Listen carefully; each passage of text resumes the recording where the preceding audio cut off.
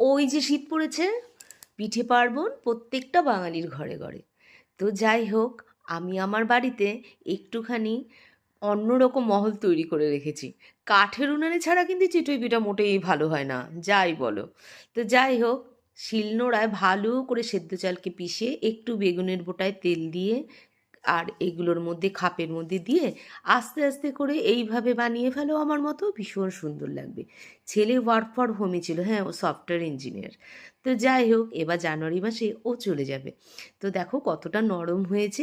কোথায় যাবে আর প্লেসটা বললাম না, এটা সোশ্যাল মিডিয়া, অসুবিধা হতে পারে। যাই হোক, এই গুড় দিয়ে, মনে করো এই যে খেজুর গুড় বেরিয়েছে এখন, কি ভালো লাগে না বলো এইভাবে খেতে। আর যদি দুধের মধ্যে ফুটিয়ে একটু বাসি করে খাও, দারুণ মজা। আমার যদি ভিডিওটা যারা দেখো তাদের ঘরে যদি এরকম তৈরি হয়ে থাকে, তারা একমাত্র জানবে কীরকম।